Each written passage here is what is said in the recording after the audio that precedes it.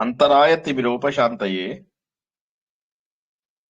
శాంతపావనమచింత్య వైభవం తం నరం వపుషి కుంజరం ముఖే మన్మహే కిమపి తుందిలం మహః వసుదేవసుతం దేవం కంసచాణూరమధ్య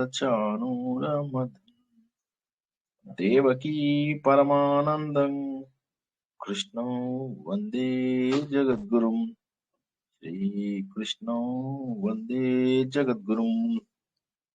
భగవద్బంధువులకు, ఆత్మస్వరూపులకు, సత్యాన్వేషులకు స్వాగతం, సుస్వాగతం. భారతదేశం వైదిక సాంప్రదాయాన్ని పాటిస్తుంది. భారతదేశము సమైక్యంగా ఉండడానికి కారణము వేదములే. ఈ వేదములు శాఖోపశాఖలుగా 1130 శాఖల వరకు వ్యాపించాయి.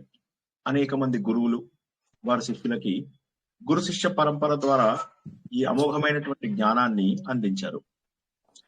ఈ జ్ఞానము ఇలా గురు శిష్య పరంపరలో కొనసాగుతూ ఎంతో కొంత మిగిలి ఉంది. వేదవ్యాసుడు మనకు ఈ జ్ఞానాన్ని అనేక రూపాల్లో అందించారు. పురాణాల రూపంలోను, మహాభారత రూపంలోను అందించారు. అయితే ఇప్పటికీ కూడా మిగిలిపోయినటువంటి ఈ వేదములు ఏవైతే ఉన్నాయో, ఈ సంపద, దాన్ని మనం సంహితగాను, అరణ్యకంగాను, బ్రాహ్మణంగాను, ఉపనిషత్తుగాను, సంహిత, బ్రాహ్మణము, అరణ్యకము, ఉపనిషత్తుగా. ఎవరు మ్యూట్ లో లేరండి ప్లీజ్. సంహిత, బ్రాహ్మణము, అరణ్యకము, ఉపనిషత్తు అని 4 విధాలుగా మనం జ్ఞానాన్ని నేర్చుకోవడం అంటూ జరుగుతుంది. వేదంలో ఉన్నదే అంతా, వేదంలో లేనిది మనకు ప్రామాణికం కాదు. కొంతమంది అయితే అసలు వేదంలో లేని దాన్ని ఒప్పుకోరు కూడా. ఉదాహరణకి దయానంద డిఏవి అని చెప్పేసి అంటాం కదా, దయానంద ఆర్య వేదిక ఏదైతే ఉందో, వాళ్ళైతే అసలు ఒప్పుకోరు కూడా. వేదాలు తప్ప మిగతా పుస్తకాలు, పురాణాలు, ఈ రామాయణ మహాభారతాలు ఇవేటిని కూడా ఒప్పుకోరు వాళ్ళు. అంటారు కేవలం వేదాలు మాత్రమే, వేదాలను పాటించేది మాత్రమే హిందూ ధర్మం. ప్రామాణికము అదే, నేర్చుకోవాల్సినది అదే, భగవంతుడి యొక్క స్వరూపము అదే. మన మొత్తం జ్ఞానం అంతా కూడా అక్కడే ఉంది అన్నటువంటి విషయాన్ని, అటువంటి వేదాన్ని, అందులో ముఖ్యంగా ఋగ్వేదాన్ని మనము కొంత ఉపనిషత్ కథల రూపంలో వివిధ వేదాలు అంటే ఋగ్వేదమే కాకుండా యజుర్వేదం, సామవేదం, అధర్వణ వేదంలో అవి కూడా నేర్చుకుంటున్నాము. శాంతి మంత్రాలు, ఎన్నో శాంతి మంత్రాలు మనం ఇప్పటి వరకు కూడా నేర్చుకున్నాం. ఈ రోజు అందరికీ తెలిసినటువంటి యజుర్వేదంలోని ఒక శాంతి మంత్రాన్ని నేర్చుకోవడానికి ప్రయత్నం చేద్దాం. తర్వాత ఋగ్వేదంలోని మొదటి మండలంలోని 7వ సూక్తం యొక్క వివరణని తెలుసుకుందాం. తర్వాత ఒక చిన్న ఉపనిషత్ కథ. యజుర్వేదంలో అందరూ వినే ఉంటారు రుద్రం, శ్రీరుద్రం. ఆ శ్రీరుద్రం లోపల చివరి భాగం ఏదైతే ఉంటుందో అది శైవ తత్వాన్ని తెలియజేస్తుంది. అయితే శైవ అంటే ఇక్కడ మళ్ళీ ఏంటంటే శివుడు అని చెప్పేసి మళ్ళీ కొంతమంది దీన్ని ఏం చేశారు, శైవంగాను, వైష్ణవంగాను ఇలా రకరకాలుగా విడిపోయి రకరకాల శాంతి మంత్రాలను ఇచ్చారు. అయితే ఇప్పుడు చెప్పేది ఏంటంటే శైవ సాంప్రదాయం వాళ్ళు ఎక్కువగా వాడుతున్న మాట నిజమే, అది కాదనలేము. కాకపోతే పరబ్రహ్మ స్వరూపాన్ని సూచిస్తుంది ఇది. మనం వేదంలో ఎన్నోసార్లు తెలుసుకున్నాం, అగ్నిదేవుడిని పరబ్రహ్మగాను, వాయుదేవుడిని, అశ్విని దేవతలను, ఇంద్రుడిని, అందరినీ కూడా పరబ్రహ్మ రూపంలో చూసేటటువంటి లక్షణం ఉంది మన ధర్మానికి. కానీ ఏమైపోయిందంటే మధ్య లోపల కొంతమంది వారి వారి అవసరాలకు అనుగుణంగా వీటిని రకరకాల మతాలుగా మార్చేసేసి శైవమని, వైష్ణవమని, శాక్తేయమని, ఇలా కౌమారమని రకరకాల మతాలుగా దీన్ని మార్చేశారు. ఏది ఏమైనప్పటికీ కూడా ఇవన్నీ కూడా వైదిక మతాల్లాగానే పరిగణింపబడతాయి. ఇక ఈ రోజు నేర్చుకునేటటువంటిది ఏదైతే ఉందో ఇది చాలా మందికి తెలిసినటువంటి శాంతి మంత్రమే. ఇప్పటి వరకు మనము శాంతి మంత్రాలను ఏం చేశాము, బయట ఉన్నటువంటి వాటన్నింటిలోనూ శాంతి కావాలి, నేర్చుకుంటున్నటువంటి నాకు నా గురువు శాంతిగా నేర్చుకోవాలి, మేము ఒకరినొకరిని ద్వేషించుకోకూడదు, మేము చక్కటి పలుకులు పలకాలి, ఇలా మనం నేర్చుకున్నాము. కానీ ఈ రోజు లోపల కొద్దిగా కొత్తదైనటువంటిది నేర్చుకుంటాము. అసలు శాంతి అంటే ఎక్కడుంది? శాంతి అనేది ఎవరు? ఆ శాంతి అంటే ఒక వ్యక్తి, భగవంతుడి స్వరూపమా, లేక మన మనస్సు యొక్క భావన? ఎక్కడుంది అది? అది తెలుసుకునేటటువంటి గొప్ప శాంతివంతం ఈ రోజు మనం తెలుసుకుంటాం. హరి ఓం ఈశాన సర్వభూతానాం ఈశ్వర సర్వ ఓ హరి ఓం ఈశాన సర్వ విద్యానాం ఈశ్వర సర్వభూతానాం బ్రహ్మాధిపతి బ్రహ్మణోధిపతి బ్రహ్మ శివో మే అస్తు సదాశివో. ఓం శాంతి శాంతి శాంతి. ఇది శైవతత్వమే రుద్రం నుంచి తీసుకున్నప్పటికీ కూడా ఇందాక చెప్పుకున్నట్టుగా శివుడు అంటే మంగళ స్వరూపుడు, మంచి చేసేటటువంటి వాడు. మనకు కావాల్సింది ఏంటి? మంచి జరగాలి. మంచి అంటే ఏంటి? మానసికంగా మనకు మంచి జరగాలి. కాబట్టి ఇక్కడ పదచ్ఛేదాన్ని కనుక మనం చూసుకున్నట్లయితే హరి ఓం అని చెప్పుకున్నాం. ఓం అనేది మనకి ఎప్పుడు తెలుసు, ఇది పరబ్రహ్మ స్వరూపం. ఆ ఓమా అంటే సృష్టి స్థితి లయకు సంబంధించినటువంటిది అన్న విషయాన్ని తెలుసుకున్నాం. అంటే పరబ్రహ్మ అని చెప్పి చెప్పకనే చెప్తోంది. వేదంని షార్ట్ ఫామ్ లో చెప్పాలి అంటే ఓంకారం, ఓంకారంని బాగా పెద్దగా చేసి చెప్పాలి అంటే వేదం. అంతే, సింపుల్. చాలా సులభమైన భాషలో చెప్తున్నాను. ఓంకారంని కనుక నేను బాగా ఎక్కువగా తెలుసుకోవాలి అంటే వేదాలు తెలుసుకోవాలి. వేదాలని నేను సంక్షిప్తంగా నేర్చుకోవాలి అంటే ఓంకారం సరిపోతుంది. ఈ ఓంకారమే ప్రణవం. ఆ ప్రణవ మంత్రమే మనము ముండకోపనిషత్తు లోపల తెలుసుకుంటాము. ఓంకారానికి ముందు గాని ఓంకారానికి తర్వాత గాని ఏమీ లేదు, అంతా ఓంకారమే. ఒకవేళ ఏమన్నా ఉన్నా అది కూడా ఓంకారమే అని చెప్పేసి చెబుతూ ఉంటారు అనమాట. అందులోపల ముందుగా ఇప్పుడు ఏమంటున్నాడు? ఈశానః సర్వ విద్యానాం. ఎవరైనా ఈశానుడు అంటే ఎవరు? ఈయన అన్ని ఆధ్యాత్మిక విద్యలన్నిటికీ, జ్ఞానములన్నిటికీ కూడా ఆయననే ప్రభువు. అంటే ఏంటి? వేదంలో ఉన్నటువంటి జ్ఞానాన్ని మొత్తము మనకు అందించేవాడు ఈశానుడు. అంటే ఈశానః అంటే పరమశివుడి యొక్క 5 రూపాలలో ఒకటిగా భావించే కంటే కూడా ఈశానుడు అంటే ఆధ్యాత్మిక జ్ఞానాలన్నిటికీ ప్రభువుగా. అంటే ఎవరు? మళ్ళీ ఒక్కసారి మనం భగవద్గీతలోకి వెళ్ళినట్టయితే వేదాల ద్వారా తెలుసుకోబడేది నేనే, వేదాలలో ఉన్నది నేనే అన్నారు. కాబట్టి అక్కడ మనం తెలుసుకున్నటువంటి శ్రీకృష్ణుడు, ఇక్కడ మనం తెలుసుకుంటున్నటువంటి శివుడిలో తేడా లేదు. సర్వ విద్యలకు ప్రభువు అన్న విషయాన్ని ఇక్కడ మనము తెలుసుకోవచ్చు. అన్ని విద్యలకి. దీన్నే మనము మహాలక్ష్మి మాధవ అన్నటువంటి నామము మనము విష్ణు సహస్రనామంలో గత వారం తెలుసుకున్నాము. విద్యలకు అధిపతి. ఎవరికైనా జ్ఞాపకం ఉందా? మర్చిపోయారా? లాస్ట్ వీకే మనం తెలుసుకున్నాం. మాధవ అంటే విద్యలకు కూడా అధిపతి అన్నటువంటి విషయాన్ని మనం తెలుసుకున్నాం. కాబట్టి అన్ని విద్యలకు అధిపతి అయినటువంటి ఆయన పేరు ఈశానః. ఈశానః ఈశానః సర్వ విద్యానాం అంటే అన్ని విద్యలకు ఆయననే ఈశ్వరుడు. అంత జ్ఞానానికి, ఆధ్యాత్మిక జ్ఞానం మొత్తానికి కూడా ఆయననే ప్రభువు. ఈశ్వరః సర్వభూతానాం. సర్వభూతానాం ఎవరు? సర్వభూతానాం అంటే మనమవచ్చు, రాక్షసులు, గంధర్వులు, యక్షులు, కిన్నెరులు, కింపురుషులు, విద్యాధరులు, మన భూమి మీద ఉన్నటువంటి భూచరాలు, ఖేచరాలు, జలచరాలు, ఇవన్నీ కూడా. అంటే చర అచర అన్ని వస్తువులకి కూడా ప్రభు అయినటువంటి వాడు. అయితే ఇందులోపల ఇక్కడ సర్వభూతములు అన్నాడు. అంటే ఏవేవైతే ప్రాణం రూపంలో ఉన్నాయో వీటన్నింటి లోపల వ్యాపించి ఉన్నటువంటిది పరమాత్మనే. మనం ఎన్నోసార్లు తెలుసుకున్నాం, భగవంతుడు వాసుదేవ రూపంలో అన్ని భూతాలలో కూడా ఉన్నాడు. ఇంకా వాటి లోపల చైతన్యం వచ్చింది అంటే ఆ చైతన్యానికి కారణం భగవంతుడే. కాబట్టి ఆయన ఎవరు? ఈశ్వర సర్వభూతానాం. మనందరికీ కూడా ఆయన ప్రభువు. ఈశ్వర అంటే ఏంటి? సమస్త భూత జాతికి ఆయననే అధిపతి, ఇంకెవ్వరూ లేరు. బ్రహ్మాధిపతి, బ్రహ్మకు అధిపతి. ఒక్కసారి ఇక్కడ బ్రహ్మ ఎవరు? ఇక్కడ బ్రహ్మ అంటే పరబ్రహ్మ కాదు, 4 ముఖాల బ్రహ్మ. మనము భాగవతము నారాయణీయం ఒకసారి కనుక మళ్ళీ రివిజన్ చేసుకున్నట్లయితే, పునశ్చరణ చేసుకున్నట్లయితే, అందులో బ్రహ్మదేవుడు ఆలోచిస్తాడు, నేను సృష్టిని ఎలా చేయాలి. ఆయనకు తెలియదు అసలు నేను ఎందుకు జన్మనెత్తాను అన్న విషయం కూడా తెలియదు, నేను కళ్ళు ఎందుకు తెరిచాను అన్న విషయం కూడా తెలియదు. అప్పుడు ఆయనకి నువ్వు తపస్సు చెయ్యి అని చెప్పేసి శబ్దం పెంచడము, ఆయన 1000 సంవత్సరాలు తపస్సు చేసిన తర్వాత అప్పుడు ఆయనకి పరబ్రహ్మ యొక్క అనుగ్రహం కలగడము తెలుసుకున్నాం మనం. కాబట్టి పరబ్రహ్మ అనేవాడే ఈ 4 ముఖాల బ్రహ్మ ఎవడైతే ఉన్నాడో ఆ బ్రహ్మకు అధిపతి. అంటే మన సృష్టికర్తకు అధిపతి. మన సృష్టికర్త ఎవరు? 4 ముఖాల బ్రహ్మ, చతుర్ముఖ బ్రహ్మ అని ఎవరినైతే అంటామో ఆ 4 ముఖాల బ్రహ్మ, గడ్డం వేసుకొని, తెల్ల గడ్డం వేసుకొని మనకు ఫోటోలలో కనిపిస్తూ ఉంటాడు. ఆయన యొక్క సృష్టికర్త ఎవరైతే ఉన్నారో, అంటే సృష్టికర్త యొక్క సృష్టికర్త ఎవరు అంటే ఈ ఈశ్వరుడే. ఈశ్వరుడు అంటే మళ్ళీ శంకరుడుగా భావించకూడదు. నేను ఇంతకు ముందు చెప్పినట్టుగా శైవము, వైష్ణవము అంటూ భగవంతుడు వేరు వేరు రకాలలో ఉన్నాడు. అది కేవలము మన సాంప్రదాయంగా భావించాలి తప్పితే వాటిని విభేదాలుగా మనము ఎప్పుడూ కూడా పరిగణించవద్దు. అంటే కన్సిడర్ చేయవద్దు. పరిగణించడం అంటే కన్సిడర్ చేయడం.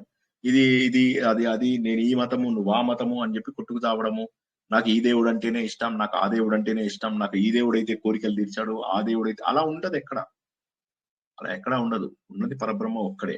సో ఇక్కడ ఏం చెప్తున్నాడంటే ఒక సృష్టికర్త అయినటువంటి 4 ముఖాల బ్రహ్మ ఎవరైతే ఉన్నారో ఆ బ్రహ్మదేవుడికి అధిపతి ఈయననే. బ్రహ్మణ అధిపతి తర్వాత బ్రహ్మణ అంటే బ్రాహ్మణ తత్వము. బ్రాహ్మణ తత్వము అంటే ఏంటి అంటే బ్రహ్మణము అంటే మనం వేదసారము అన్న విషయాన్ని తెలుసుకున్నాం.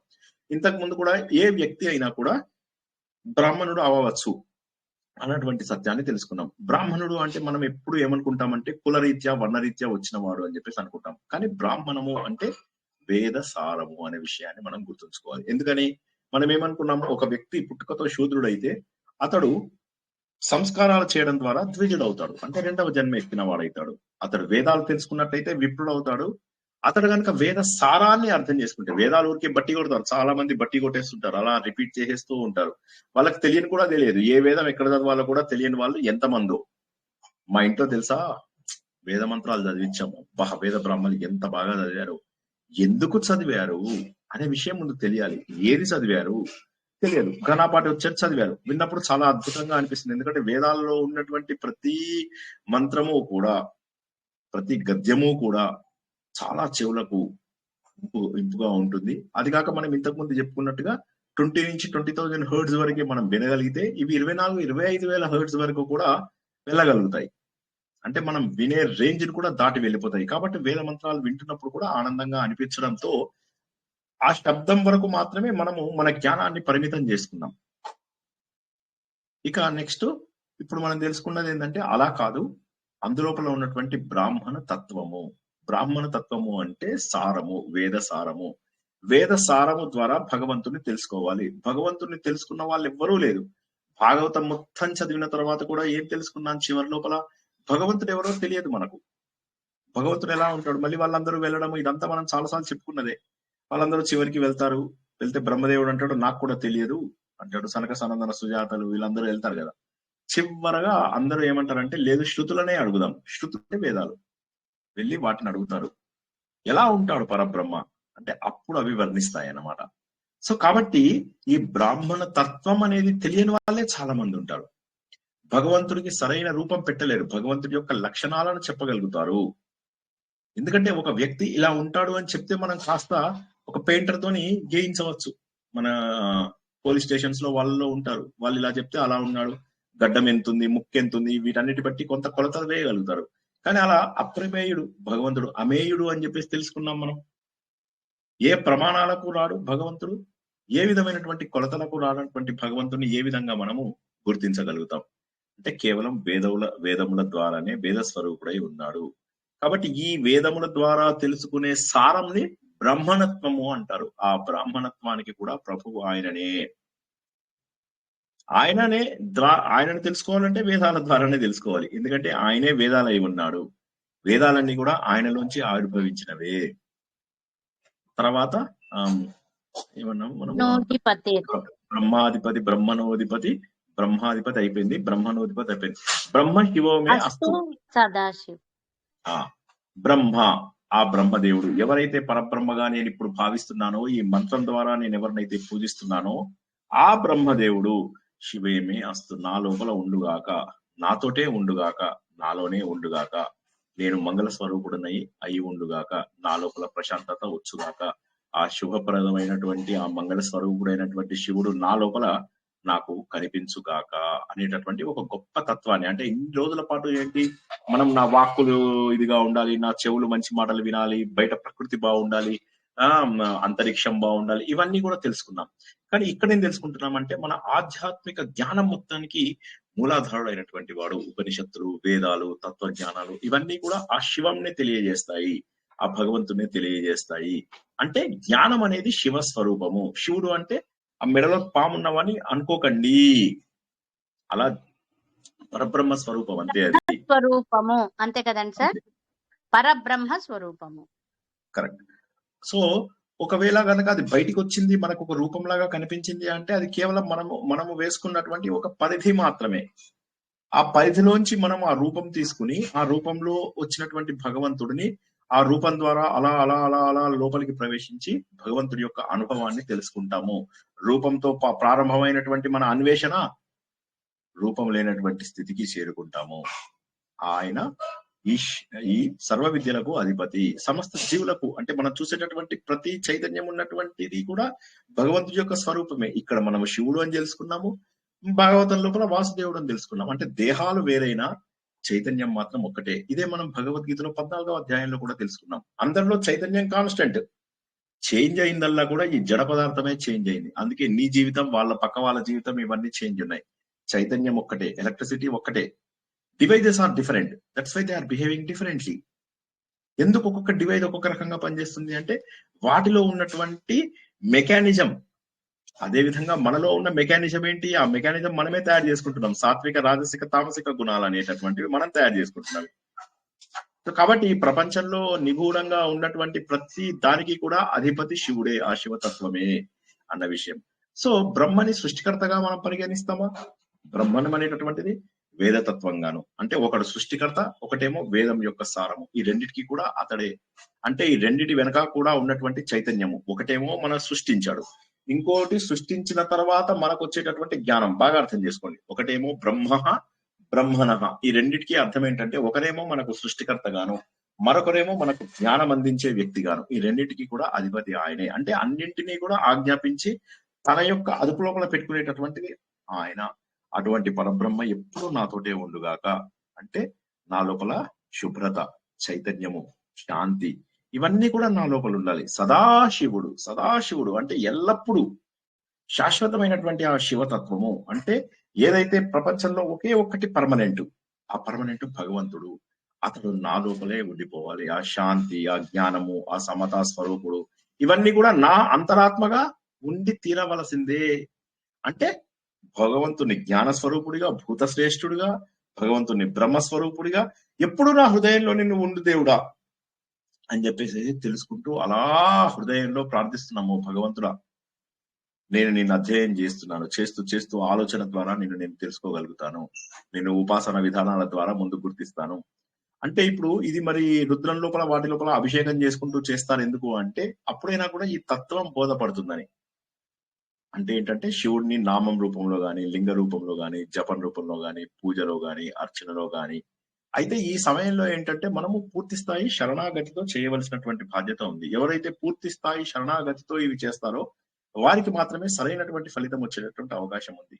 అంటే నా లోపలే దేవుడు ఉన్నాడు అనే భావనని మనము మన శ్వాసతో అనుసంధానం చేయాలి. అంటే you have to link that particular thing అన్నమాట. ఆ శ్వాస ఏదైతే ఉందో దాన్ని భగవంతుడి యొక్క శక్తితోటి అనుసంధానం చెయ్యాలి. అంటే చాలా మందికి ఆ పరిపక్వత రాదు. ఏదో హడావిడిగా ఇప్పుడు మనం దేవాలయంకి వెళ్తే వాడు నీళ్లు పోసే లోపల వాడు ఎవడో పక్కకు చేయి దోస్తాడు, చేతిలో ఉన్న వస్తువు కింద పడిపోతుంది. సో ఇది కాదు భక్తి. అంటే శివుడి యొక్క సాక్షాత్కారానికి నేను వెళ్ళాలి అంటే ముందుగా ఒక రూపం ద్వారా వెళ్ళాను, ఒక లింగ రూపం లోపల పూజించాను. తర్వాత 3వ దశ లోపల ఏంటంటే పూర్తి స్థాయిన అహంకారాన్ని పోగొట్టుకుంటాను. నాకు నామము లేదు, రూపం లేదు. ఏ విధంగానైతే గంగా నది ఉదాహరణ నిన్న తీసుకున్నామో, ప్రతి చోట కూడా గంగకు ఒక రూపం ఉంది, ఒక పేరుంది, ఒక రూపం ఉంది, ఒక పేరుంది. అటువంటి గంగకు రూపము, పేరు అవన్నీ కూడా మాయమైపోతాయి కొన్ని వందల రూపాలలో. అంటే గంగ అనేక జన్మలు ఎత్తిందన్నమాట, అయినప్పటికీ ప్రవహిస్తూనే ఉంది. దీనిని చూసి మనం ఏమనుకోవాలి? మనం కూడా అంతే ప్రవహిస్తున్నాము. పేర్లు మారిపోతున్నాయి, దశ మారిపోతుంది, దిశ మారిపోతుంది. ఎన్నోసార్లు నదులు వాటి దిశను మార్చుకోవడం చూస్తారు. ఎన్నింటినో కలుపుకొని వెళ్ళిపోతూ ఉంటాయి. మురుగు కాలువలు కలుస్తాయి, చక్కటి హిమ శిఖరాలు కూడా వాటి లోపల కలుస్తాయి. అన్నింటినీ కలుపుకుంటూ పరిగెట్టుకుంటూ రకరకాల పేర్లతో, రకరకాల రూపాలతో, మురికి నీళ్లు కలిసిన చోట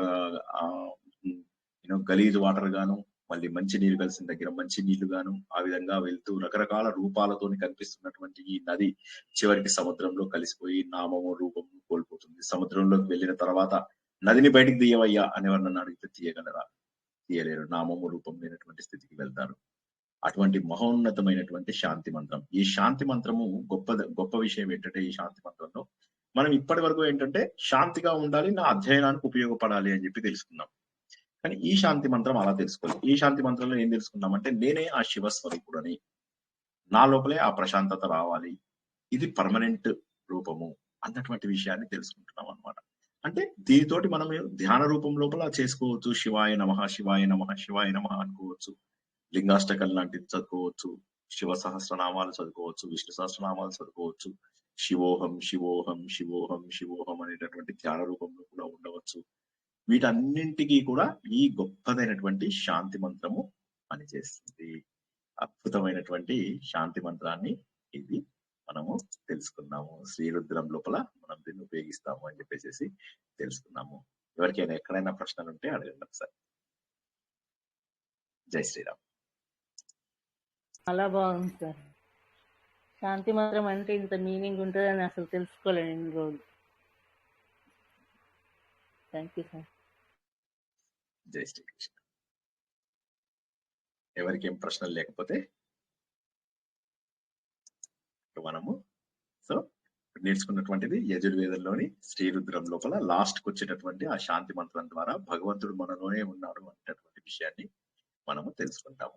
ఇక ఋగ్వేదంలో 1వ మండలం 7వ సూక్తం మనము అనువాకాలుగా విడదీస్తాము అని చెప్పేసి తెలుసుకున్నాం. కొన్ని సూక్తములు కలిస్తే అనువాకము అని చెప్పేసి తెలుసుకున్నాం మనం.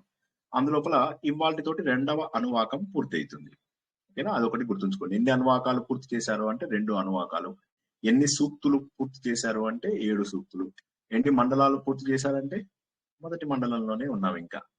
ఇంకా 3-4 సూక్తులు పూర్తి చేసుకున్నట్లయితే ఇది మనకు ఈ మండలము పూర్తవుతుంది. ఈ మండలం పూర్తయిన తర్వాత మనము ముఖ్యమైనటువంటి సూక్తములను ముందు పూర్తి చేసుకుని తర్వాత దీన్ని కొనసాగించుకుందాం. ఏవైతే ముఖ్యమైనటువంటివో కథల రూపంలో ఉన్నటువంటివి, తర్వాత మనకు బాగా ప్రాముఖ్యత చెందినటువంటివి వాటన్నిటి తెలుసుకుంటాం. ఈ మండలం మాత్రం పూర్తిగా మనం నేర్చుకుంటాం. ఓకేనా? ప్రారంభించుకుందామా? ఇది కూడా మనందరికీ తెలిసినట్లే విశ్వామిత్రుడి యొక్క కుమారుడైనటువంటి మధుశ్చంద్ర వైశ్వామిత్రుడు ఆయన రాసినటువంటిదే గాయత్రి ఛందస్సు లోపల రాశారు. ఇది కూడా ఇంద్రుడిని దేవతగా భావించినటువంటిది. మనం ఏం చేస్తున్నాము, మెల్లమెల్లగా ఇంద్రుడిని అగ్నికి ఎక్కువ ప్రాధాన్యత ఇవ్వడం అంటూ జరుగుతుంది అనే విషయాన్ని తెలుసుకున్నాం సూక్తములలో. పరబ్రహ్మ అనేవాడు ముందు అగ్ని రూపంలో అగ్నిం ఈలే పురోహితం అనుకుంటూ మనం ప్రారంభించుకున్నాం. తర్వాత అశ్విని దేవతలను కలుపుకున్నాము, వాయుదేవుని కలుపుకున్నాము, విశ్వదేవతలను కలుపుకున్నాము. ఇలా కలుపుకుంటూ చివరికి ఇంద్రుడు వచ్చేసరికి ఏమైందంటే పూర్తి స్థాయి శక్తి మన శరీరంలో ఇచ్చేటటువంటిది ఇంద్రుడే. కాబట్టి వేద మంత్రాలలో ఋగ్వేదంలో ఉన్నటువంటి మొదటి దేవుడు అండ్ అందరికంటే ఎక్కువ సూక్తములను స్వీకరించినటువంటి దేవుడు ఎవరయ్యా అని ఎవరన్నా అడిగితే మిమ్మల్ని ఇన్నాళ్ళు నేర్చుకుంటున్నారు కదా వేదము, ఎవరయ్యా అని చెప్పేసి అంటే అప్పుడు మీరు అందరూ ఏం చెప్పాలి? ఇంద్రుడు అని చెప్పేసి చెప్పాలి. రెండవది ఎవరు చెప్పండి? ఇంద్రుడు తర్వాత మోస్ట్ పాపులర్ సూక్తాలు అగ్ని. సో ఈ విధంగా వీరిద్దరి గురించి మనం ఎక్కువ తెలుసుకున్నాము అని చెప్పేసి తెలుసుకుందాం. ఓకే, సో ఇప్పుడు మనము 7వ సూక్తాన్ని తెలుసుకుంటాము. ఇందులోపల 10 మంత్రాలు ఉన్నాయి. శ్లోకంని మంత్రము అంటారని చెప్పి తెలుసుకున్నాము. ఇది గాయత్రి ఛందస్సు. గాయత్రి ఛందస్సుని మనము 6 అక్షరాలుగా ఉంటుంది. మనం ఆ రోజు తెలుసుకున్నాము 6, 7, 8, 9, 10, 11, 12 ఒక్కొక్క లైన్ లో ఈ అక్షరాలు ఉంటే ఇవన్నీ కూడా వైదిక ఛందస్సు అన్న విషయాన్ని తెలుసుకున్నాం.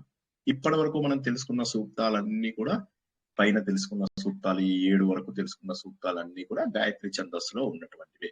రాసినటువంటి వాడు అంటే రైట్ చేసిన వాడు కాదు, దర్శించినటువంటి వాడు. ఆ రాసినటువంటి వాడు కాకుండా వాటిని దర్శించి మనకు అందించినటువంటి వాడు విశ్వామిత్రుడి యొక్క కుమారుడు మధుశ్చంద్ర వైశ్వామిత్రుడు.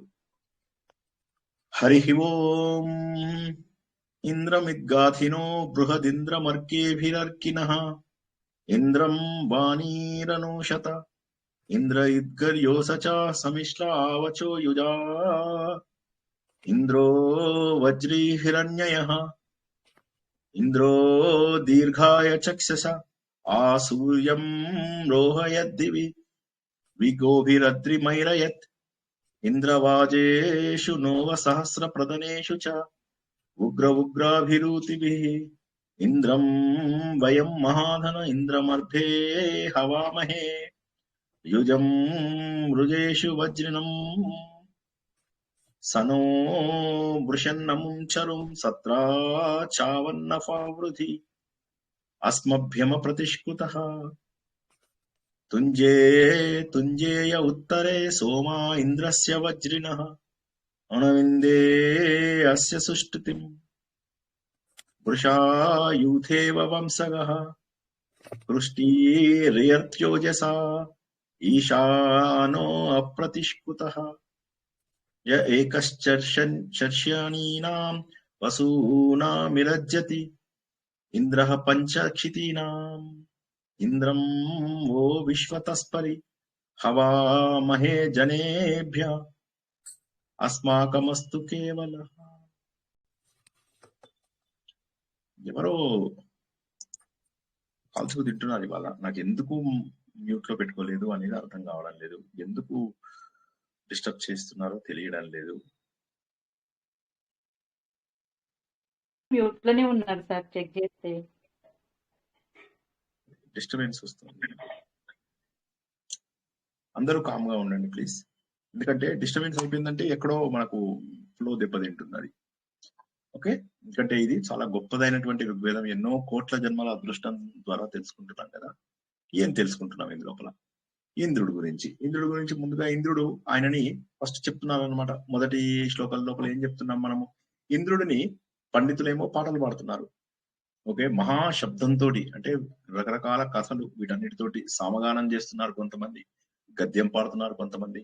అందరితో పాటు వాణి దేవతలు వీరందరూ కూడా ఇంద్రుడి యొక్క గుణగణాలని కీర్తిస్తున్నారు అని చెప్పారు. ఇక్కడ మీనింగ్ ఏంటంటే ఇందులోపల శబ్దం, వాణి, స్వరం, అంటే ఏవైతే నాదానికి కావలసినవన్నీ ఉన్నాయో నాదంతో భగవంతుడిని పూజిస్తున్నాం. అంటే భగవంతుడికి నాదం అంటే చాలా ఇష్టము అన్నటువంటి విషయాన్ని మనం తెలుసుకున్నాం. నాదోపాసన చేసిన వాడను నీవాడను నేనైతే అని చెప్పి మనము శంకర పాట లోపల ఏదైతే తెలుసుకున్నామో శంకరాభరణంలో, అదిగా భగవంతుడికి చాలా దగ్గర స్వరూపం ఏంటంటే పాటలు.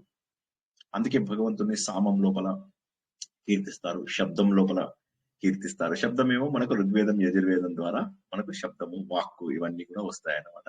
శబ్దము, అర్థము, దానికి సంబంధించినటువంటి కథలు, ఆ కథలతో పాటు ఇగో ఈ పాటలు, ఈ సామవేదం ద్వారా, ఇవన్నిటి ద్వారా నేను భగవంతుడిని కీర్తిస్తున్నాను.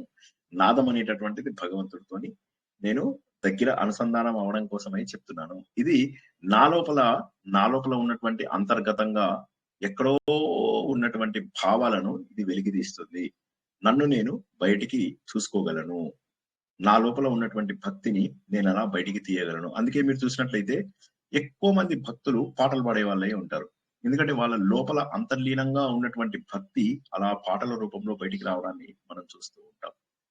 ఇంద్రుడు 2 రూపాలలో ఉన్నటువంటి జీవుల మధ్య సఖ్యుడిగా, ఆత్మ సంబంధం ఉన్నటువంటి వ్యక్తిగా మనం ఆయనని చూసుకోగలుగుతాం. ఆయన మనందరికీ కూడా గొప్ప సహచరుడు. ఆయన మనకు గొప్ప సహచరుడు. ఇక్కడ ఏంటంటే రెండు రకాల వైవిధ్య ఆలోచనలు వచ్చినప్పుడు బుద్ధి రూపంలో ఆయన మనకు ఒక దర్శకత్వాన్ని ఇస్తాడు. బాబు, ఈ ఆలోచన కరెక్టా, ఈ ఆలోచన కరెక్టా అంటే ఆత్మ సాధనకు. అంటే ఇప్పుడు మనస్సేమో నాకు అన్ని విషయాలు కావాలి కావాలి కావాలి కావాలి కావాలి అంటూ ఉంటుంది. బుద్ధి ఏమంటుందంటే ఇది వద్దు, ఇది వద్దు, ఇది వద్దు, ఈ లడ్డు నువ్వు నిన్న తిన్నావు, ఇది మొన్న తిన్నావు, ఇది ఇంకా ఇవాళ వద్దు, ఇప్పటికే నీ ఆరోగ్యం పాడైపోయింది అని చెప్పడం. వీటన్నిటి మధ్య సమన్వయం సృష్టించేవాడు వజ్రం. ఇక్కడ వజ్రం అంటే మీనింగ్ ఏంటంటే గట్టితనం, స్థిరత్వం, దృఢత్వం, మనకు నిశ్చలత ఇచ్చేటటువంటి వాడు. ఇది కూడా ఆత్మ సాధనకు కావాల్సిందే. సో అటువంటి ఆత్మ సాధనకు ముందేమో అంతర్లీనంగా మనం జ్ఞానాన్ని మెడిటేషన్ ద్వారా తెలుసుకునే తత్వాన్ని ఒకటి తెలుసుకున్నాం. ఇక్కడేమో మనకు బుద్ధికి స్థిరత్వాన్ని ఇచ్చేటటువంటిది. తర్వాత 3వ శ్లోకం లోపల ఏంటంటే సూర్యుడిని గొప్పగా చూపించాడు. ఇక్కడ ఇంద్రుడే సూర్యుడు, ఇంకా సూర్యుడిలో ఉన్నటువంటి శక్తి మరేది కాదు. ఇతడి యొక్క ప్రకాశం చేత ఈ ప్రపంచం అంతా కూడా ఆనందంగా ఉంది, అంధకారం అంతా కూడా పోగొట్టుకుంది అని. ఇక్కడ మనం ఆలోచించాల్సింది ఏంటంటే ఆయన జ్ఞాన రూపంలో నా హృదయంలో ప్రవేశించాడు, నా లోపల ఉన్నటువంటి అంధకారాన్ని పోగొట్టాడు. అంటే నాద రూపం లోపల నా భక్తిని నేను వ్యక్తీకరించాను. నా మనస్సు, బుద్ధి అని ఏవైతే ఉన్నాయో వీటి లోపల మనస్సు రకరకాల విషయాలను కోరుకుంటే బుద్ధి అనేటటువంటి నిశ్చయాత్మకమైనటువంటి స్థితి ద్వారా నన్ను తర్వాత మెట్టులోకి నన్ను ఎక్కించాడు. తర్వాత ఆయన నా లోపల ఉన్నటువంటి అంధకారాన్ని సూర్యుడి రూపంలో నాకు ఆయన పోగొట్టాడు. ఇటువంటి ఇంద్రుడు యుద్ధాలలో మనకు రక్షణ చేస్తాడు.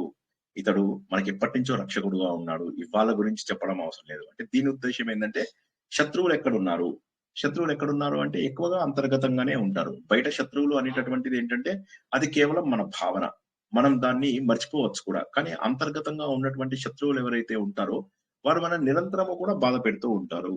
మనం హిరణ్యకశిపుడి కథ తెలుసుకున్నప్పుడు కూడా తెలుసుకున్నాం. ఏమని తెలుసుకున్నాము? తండ్రి, నువ్వు ప్రపంచాన్ని మొత్తం జయించావు, కానీ నీ లోపల ఉన్నటువంటి అరిషడ్ వర్గాలను జయించలేకపోయావు. అరి అంటే శత్రువు, షడ్ వర్గాలు అంటే 6 వర్గాలు, 6 గ్రూప్ ఏదైతే ఉందో కామ, క్రోధ, లోభ, మోహ, మద, మాత్సర్యాలు, వాటిని నువ్వు జయించలేకపోయావు అని ఇంద్రుడు మనకు ఆ సంపత్తిని ఇస్తాడు. ఇచ్చి ఈ యుద్ధం లోపల మానసిక సంఘర్షణ లోపల మనని బయటపడేస్తాడు. మనము జయించగలుగుతాము.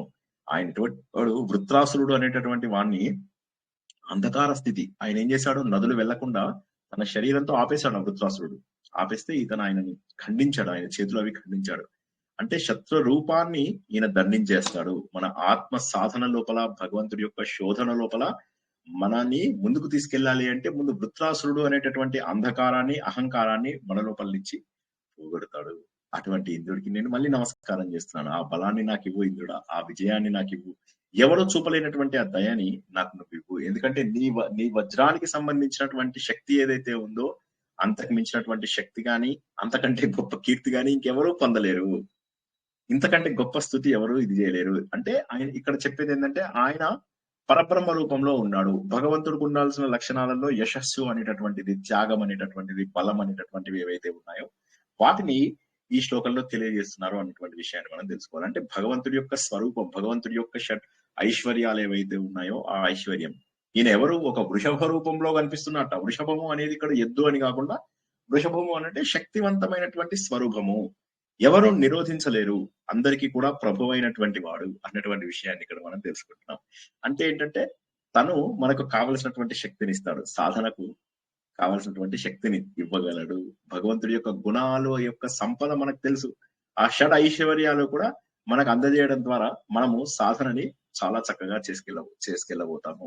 ఈ ప్రపంచం అంతటికీ కూడా ఆయననే అధిపతి. మన ఆత్మ అంటే మన శరీరం ఏదైతే ఉందో, ఇప్పుడు బ్రహ్మాండంలో ఏదైతే ఉందో ప్రతి అండాండంలో, పిండాండంలో కూడా అదే ఉంది. కాబట్టి నా శరీరానికి ఆయనే అధిపతి. జగత్తు యొక్క నిర్వహణ, సృష్టి, స్థితి, లయలు ఏవైతే చేస్తాడో అదే విధంగా నన్ను కూడా నియంత్రించేది, నాకు కూడా సృష్టి, స్థితి, లయలు చేసేటటువంటి అది ఆ భగవంతుడే. ఆ ఇంద్రుడిని అన్ని దిక్కుల నుంచి నేను పిలుస్తున్నాను. నువ్వు ఏ దిక్కులో ఉన్నా సరే ఓ భగవంతుడా, నువ్వు కూడా మా కోసం ప్రత్యేకంగా నువ్వు కనిపించాలి. అంటే ఇది అత్యంత గాఢ స్థితి. ఎక్కడున్నా సరే భగవంతుడా నువ్వు నా హృదయంలో ఉండాలి, భగవంతుడా నువ్వు నా లోపలే నిక్షిప్తం అవ్వాలి, నేను నిన్ను గుర్తించగలగాలి, నేను ఒక నదిలా ప్రవహిస్తూ భగవంతుడు అనేటటువంటి సముద్రంలో కలిసిపోవాలి. ఈ భగవంతుడు ఎవరు, అత్యంత శక్తివంతుడు, భగవంతుడి యొక్క అనేక లక్షణాలను కలిగి ఉన్నవాడు, వజ్రం అనబడేటటువంటి స్థిరమైనటువంటి లక్షణాలను కలిగి ఉన్నటువంటి వాడు. మన లోపల బుద్ధి స్థిరత్వం కోసమై మన సాధన గురించి మనకెవరైతే సహాయపడుతున్నారో అటువంటి వ్యక్తిని నేను శబ్దం ద్వారా, వాణి ద్వారా, స్వరం ద్వారా నేను ఆయనను కీర్తిస్తూ నా హృదయంలో రమ్మని చెప్పేసి ప్రార్థిస్తున్నాను. అంటే ఇక్కడ ఒక దేవత రూపం చూడడం లేదు మనం. ఇంద్రుడు అనేది ఒక దేవత రూపం చూడట్లేదు. ఆయన జ్ఞానము, బలము, ఆయన యొక్క కీర్తి, ఐశ్వర్యము, త్యాగము, ఇవేవైతే భగవంతుడి లక్షణాలు చెప్తున్నామో ఈ లక్షణాలన్నిటి ద్వారా నా లోపల ఆత్మజ్యోతి వెలగాలి ఓ భగవంతుడా, నేను పరిపూర్ణుడను కావాలి ఓ భగవంతుడా, ఆ శక్తి నాకు రావాలి భగవంతుడా. వజ్రాయుధం అనేటటువంటిది ఏదైతే ఉందో ఆ వజ్రాయుధం ద్వారాను నీలో ఉన్నటువంటి సూర్య శక్తి అనేటటువంటి ప్రకాశ తత్వం ద్వారా నాలో ఉన్నటువంటి అజ్ఞానాన్ని పోగొట్టాలి ఓ భగవంతుడా అని చెప్పేసి మనము నిజమైనటువంటి సౌఖ్యం అంటే ఏమిటి అనే విషయాన్ని మనకు తెలుసుకుంటున్నాం. చాలా అద్భుతమైనటువంటి సూక్తం ఇది. అంటే భగవంతుడిని ఎంతసేపు కూడా రూపంలోనే కొలుస్తారు అని చెప్పి చెప్పే వాళ్ళు చాలా మంది అంటారు. వేదంలో మొదటి భాగం ఏదైతే ఉందో ఆ వేదంలో మొదటి భాగం అంతా కూడా కర్మకాండలు కరెక్టే. నా వీడియో కనిపించడం లేదా? ఇప్పుడు కనిపిస్తున్నానా నేను? కనపడుతున్నారు సార్, కనపడుతున్నారు. అయితే ఆయన అదే నా మొహం నాకు సడన్ గా ఆగిపోయినట్టుగా అనిపిస్తే ఈ శ్లోకము ఒక్కసారి అర్థం కాని వాళ్ళు ఎవరైనా అడుగుతారా? నేను క్లుప్తంగా చెప్తాను ఫస్ట్, తర్వాత మీకు డౌట్. ఇప్పుడు ఏమంటున్నాడు ఈ శ్లోకం మొత్తంలో, అల్టిమేట్లీ భగవంతుడు సర్వవ్యాపకుడు కాబట్టి ఆయనకు భగవంతుడి యొక్క శక్తులన్నీ ఉన్నాయి. ఆ భగవంతుడిని నేను నా హృదయపూర్వకంగా ఆయనని నా శబ్దం ద్వారా, నా వాక్కు ద్వారా, నా నాదం ద్వారా, వీటన్నిటి ద్వారా నేను పిలుస్తూ కీర్తిస్తున్నాను. ఏమని కీర్తిస్తున్నాను? నువ్వు శక్తిమంతుడివి, వజ్రాయుధం అనేటటువంటి గట్టి ఆయుధం ద్వారా నాకు ఆ స్థిరత్వాన్ని అందించు, నా బుద్ధికి స్థిరత్వాన్ని అందించు. నా మనసు అనేక సంకల్పాలు చేస్తుంది, వాటన్నిటినీ నాశనం చెయ్యి. నా అంతర్గత శత్రువులని నువ్వు నాశనం చెయ్యి. నాకు ధ్యానానికి అనుగుణమైనటువంటి స్థానాన్ని నాకు కలిగించు. నువ్వు సూర్యుడి యొక్క ప్రకాశమై నా లోపల ఉన్నటువంటి అంధకారాన్ని పోగొట్టు అని చెప్పేసి ప్రార్థిస్తున్నప్పుడు ఆయనని అన్ని దిక్కుల నుంచి నేను పిలుస్తున్నాను, నేను నా హృదయం లోపల నువ్వు వచ్చేసేయి అని చెప్పి అంటున్నాడు. అంటే భగవంతుడి యొక్క రూపాన్ని మన హృదయంలో ప్రతిష్ఠించుకోవాలి అంటే ఇక నాకు భగవంతుడికి వేరే వేరు వేరు లేదు, నేనే భగవంతుడి యొక్క స్వరూపాన్ని అయిపోవాలి, భగవంతుడు నా లోపల సర్వత్రా వ్యాపించి ఉండాలి అనేటటువంటి భావన నాకు కలిగింది అంటే ఇక నేను నాకు వేరుగా కనిపించను, అటువంటి స్థాయికి తీసుకెళ్ళు అని చెప్పేటి ఒక గొప్ప సూక్తం. దీంతో మనం ఋగ్వేదంలో మొదటి మండలంలో 2వ అనువాకాన్ని అనగా 7వ సూక్తాన్ని పూర్తి చేసుకున్నాం. జై శ్రీకృష్ణ. ఎవరికైనా ఇందులో డౌట్స్ ఉంటే అడగండి. ఇప్పుడు చెప్పుకున్న దాంట్లో ఇంద్రుణ్ణి పరబ్రహ్మ స్వరూపంలో చూడడంలో ఏమన్నా అనుమానం ఉందా? ఆయన సూర్య ప్రకాశం కానీ, ఆయన మనలో ఉన్నటువంటి అజ్ఞానాన్ని పోగొట్టడం కానీ, లేకపోతే ఆయన మన మనస్సుకి దృఢత్వం ఇచ్చి మన ధ్యానము కుదరడానికి కానీ, మన లోపల ఉన్నటువంటి శత్రువులను చంపడం కానీ, ఇవన్నీ సులభంగా ఉన్నటువంటివే. అయినప్పటికీ కూడా ఎవరికైనా ఏదైనా అనుమానం ఉంటే. సార్ మరి జై శ్రీకృష్ణ సార్, ఎందుకు ఇంద్రుడిని ప్రత్యేక స్థానం కల్పించారు అగ్నికి? అంటే పరబ్రహ్మ స్వరూపాన్ని ఆరాధిస్తూ ఉన్న మనము ఇప్పుడు ఒక్కొక్కళ్ళని తీసుకొని పరబ్రహ్మ స్వరూపం అందరిలో ఉన్నాడు పరమాత్ముడు, కరెక్ట్, అయినప్పటికీ ఇంద్రుడిని తీసుకోవటం, అగ్నిని తీసుకోవటం కరెక్ట్. అలా మనం మళ్ళీ మళ్ళీ ప్రారంభ అందరికీ దశ అలా శక్తిని మొదలవుతుంది. ప్రారంభ దశ అలా మొదలవుతుంది. అందరికీ మొదలైన శక్తినిచ్చేది, తర్వాత దాంట్లో ఏమవుతుంది? ఉన్నది కూడా సూర్యుడికి కూడా శక్తినిచ్చేది, అన్నిటికి కూడా పరబ్రహ్మ స్వరూపమే. అలా అందించిన తర్వాత మనకు శక్తిని పూర్తిగా అందించిన తర్వాత మనం పరబ్రహ్మలో కలిసిపోయినప్పుడు అందరం ఒకటే అయిపోతాం. అహం బ్రహ్మాస్మి. వేదములన్నీ కూడా భగవంతుడి యొక్క ఆరాధన ద్వారా, భగవంతుడి యొక్క పూజల ద్వారా, భగవంతుడి యొక్క ఉపాసనా పద్ధతుల ద్వారా అలా మనని ప్రయాణం చేయించి చేయించి చేయించి భగవంతుడిలో ఉపనిషత్తులలో కల్పిస్తాయి. సంహిత, బ్రాహ్మణము, అరణ్యకము, ఉపనిషత్తు. సంహిత, బ్రాహ్మణము, అరణ్యకము, ఉపనిషత్తు. ఈ ఫ్లో ఏదైతే ఉందో ఆ ఫ్లో ప్రకారం ఏంటి, మెల్లమెల్లగా భగవంతులను మనకి ఇంట్రడ్యూస్ చేస్తూ, వీరు ఎవరైతే మహానుభావులైనటువంటి నీకు ఇంద్రియాలు శక్తినిచ్చేవాడు ఇంద్రుడు. కాబట్టి ఏంటంటే నీకు నువ్వు చేయాల్సినటువంటి కర్మకాండలు, యజ్ఞయాగాలు చేయడానికి కావాల్సిన శక్తిని మొత్తం వచ్చేది ఇంద్రుడి వల్లే. కాబట్టి ఏంటంటే ఆ ఇంద్రియాల యొక్క ప్రభువు మనకేంటంటే ప్రతిదానికి ఒక దేవుణ్ణి పెడితే కానీ గుర్తించడం కష్టం. అగ్నికి ఒక పేరు పెట్టకపోతే ఏమని పిలుస్తారు అగ్నిని? అగ్నిలో ఒక శక్తి ఉంది, శక్తి ఉన్న ప్రతి ఒక్కరు దేవుళ్ళే. సో అగ్నిలో శక్తి ఉంది, మన లోపల శక్తి ఉంది, అది వ్యక్తం కావడం లేదు. కానీ అగ్నిలో శక్తి ఉంది, వాయువులో శక్తి ఉంది. మనకు తెలిసినటువంటి పంచభూత శక్తులు ఏవైతే ఉన్నాయో వాటిని వర్ణిస్తున్నారు. ఋగ్వేదంలో వర్ణించేదంతా కూడా ప్రపంచంలో ఉన్న అన్ని శక్తులు కూడా ఒక పరబ్రహ్మ నుంచి వచ్చినవే. మరి ఎవరా పరబ్రహ్మ?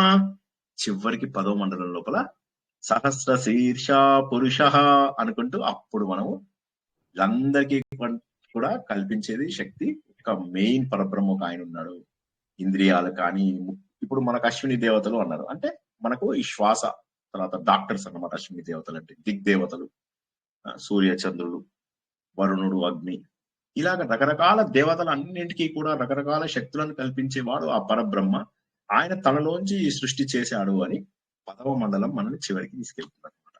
అంతవరకు కూడా అందరు దేవుళ్ళని మనకు పరిచయం చేస్తూ, అందులో ఎక్కువగా యజ్ఞ యాగాలకు అవసరమైనటువంటి శక్తిని ఇచ్చేటటువంటి వాడు ఇంద్రుడు, యజ్ఞంలో ఉపయోగించేది అగ్ని. సింపుల్, అసలు చాలా అద్భుతం. నేను ఏదంటే ఇటువంటి విశ్లేషణ మీరు ఎప్పుడు వినుండరు. ఎందుకంటే ఇదే మన జీవితం. మీరు ఒకసారి గుర్తించినట్లయితే ఇదే మన జీవితంలో చేసేటటువంటిది ఏంటి, భగవంతుడి యొక్క శక్తిని ఇంద్రుడి రూపంలో చూస్తున్నాం, అగ్ని రూపంలో చూస్తున్నాం. అందుకోసమే అంటే పని చేయడానికి కావాల్సినటువంటి శక్తి ఇంద్రుడు. అదే అవును, ప్రతినిత్యము మనం అన్ని అవయవాలతో చేసేది, అన్ని ఇంద్రియాలతో చేసే శక్తి ఇచ్చేది ఇంద్రుడు. అన్నింటిలో కలిపేది యజ్ఞం. యజ్ఞం అంటే అగ్ని స్వరూపం. ఆ రోజుల్లో యజ్ఞం అంటే అగ్ని స్వరూపం. ఈ రోజుల్లో యజ్ఞం అంటే చేసేటటువంటి ప్రతి మంచి పనిని యజ్ఞం అని అంటారు. ఆ రోజుల్లో యజ్ఞం అంటే అగ్ని స్వరూపం. ప్రతిదీ మనం అగ్ని కల్పిస్తే అగ్నిదేవుడు మిగతా దేవతలందరికీ ఇస్తాడు. ఇది మనకు మొట్టమొదటి దాంట్లో తెలిసాడు. అగ్నిం ఈలే పురోహితం అంటే అగ్నిదేవుడు ఆయన మొదటి నుంచి కూడా ఆయన అగ్నిదేవుడు మనకు తండ్రిలాగా ఎలా పోషించాడు, ఎలా అందరి దేవతలకు మన కోరికలన్నీ గాని, మనం ఇచ్చే హవిస్సులను గాని ఎలా అందజేస్తున్నాడు, ఇవన్నీ మనం మొదటి సూక్తం నుంచి తెలుసుకుంటూ వస్తున్నాం. కాబట్టి ఒక్కొక్క దేవుణ్ణి మనకు ఇంట్రడ్యూస్ చేస్తూ ప్రకృతి శక్తులన్నింటినీ, వాటికి పేరు పెట్టకపోతే గుర్తించడం కష్టం. పేర్లు పెడుతూ పెడుతూ పెడుతూ పెడుతూ పేర్లు లేనటువంటి స్టేజ్కి వెళ్ళాలి. మళ్ళీ ఒకసారి చెప్తా. పేర్లు పెడుతూ నామంతో, రూపంతో, గంగాదేవి గంగాదేవి గంగాదేవిని అంటే ఏమంటాము, ఇక్కడ భగీరథి రివర్, ఇక్కడ బిలంగన రివర్, ఇక్కడ సోన్ రివర్, ఇక్కడ అలకానంద, ఇక్కడ కర్ణకైనో ఏమంటారు పిండర గంగ, ఇలా రకరకాల పేర్లు పెట్టుకుంటూ చివరికి వచ్చి గంగగా మారి, చివరికి మళ్ళీ హుబ్లీగా మారి, చివరికి పద్మగాను మేఘనగాను మారి బంగాళాఖాతంలో కలిసిపోయిన తర్వాత నామము లేదు, పేరు లేదు. ఆ ప్రయాణం చేస్తున్నంత వరకు ఒక నామము, ఒక పేరు తప్పనిసరి. అద్భుతమైనటువంటి సూక్తం, అందరికీ నచ్చిందనే ఆశిస్తున్నాను. అంటే ఇప్పుడు ఇంద్రుడుని గురించి తెలుసుకోవడం అంటే మనం చేసే కర్మకాండాలకు కావాల్సిన శక్తి ఇంద్రుడు ఇస్తాడు కాబట్టి ఆయన గురించి తెలుసుకోవడం, ఆ తర్వాత అగ్నికి ఇది చేయడం. కరెక్ట్. ఈ రెండే ముఖ్యమైనటువంటివి. అందుకే ఈ రెండిటికే ఎక్కువ. ఎందుకు 800 సుమారుగా 700-800 మంత్రాలు వీళ్ళవే, సూక్తాలు వీళ్ళవే. అంటే ఇమాజిన్ చేసుకోండి, అంటే ఇట్స్ హ్యూజ్. 11,000 మొత్తము మంత్రాల లోపల వీళ్ళవి ఇన్ని రకాల ఇన్ని సూక్తాలు ఉన్నాయి అంటే మాక్సిమం వీళ్ళకే ఇచ్చారు ప్రిఫరెన్స్. ఎందుకోసం అంటే చేయవలసినటువంటి కర్మకాండలు హవిస్సులని యజ్ఞంలో అర్పిస్తాం కాబట్టి అగ్నిదేవుడు, మిగతా దేవతలందరినీ కూడా స్పృశించారు. చివరికి 10వ మండలంలో వెళ్ళగానే పరబ్రహ్మ స్వరూపాన్ని పూర్తిగా ప్రకటింపజేశారు మనకు. మొత్తం 14 భువనాలు కూడా స్థాపించినటువంటి ఆ పరబ్రహ్మలోకి. సో వేదం అనేది ఇంత సీక్వెన్స్ గా ఉండేది కాదు. ఫర్ యువర్ ఇన్ఫర్మేషన్, ఇది రేపు కూడా కొద్దిగా తెలుసుకుంటాం మనము ఆయన వ్యాసుని గురించి తెలుసుకున్నప్పుడు. ఈ ప్రపంచం అంతా కూడా ఇలా ఉండేది కాదు. ఈ వేదాలన్నీ కూడా ఇలా సీక్వెన్స్ గా ఇంత బ్యూటిఫుల్ గా ఉండేవి కాదు. ఆయన ఏం చేశాడంటే ఒక సీక్వెన్స్ లో రాశారు వీటన్నిటిని, ఏది ఎక్కడ పెట్టాలి, ఏది ఏ సీక్వెన్స్ లో పెట్టాలి అని చెప్పేసి వాటన్నిటిని కూడా ఒక సీక్వెన్స్ లో పెట్టి నలుగురిని నాలుగు వేదాలని నలుగురికి అప్పచెప్పేసేసి వేద ప్రచారానికి పంపించారు. జై శ్రీకృష్ణ. ఇది ఒక కొత్త టైప్ ఆఫ్ ఎనాలిసిస్. సో అందరికీ అర్థమైందని ఆశిస్తున్నాను.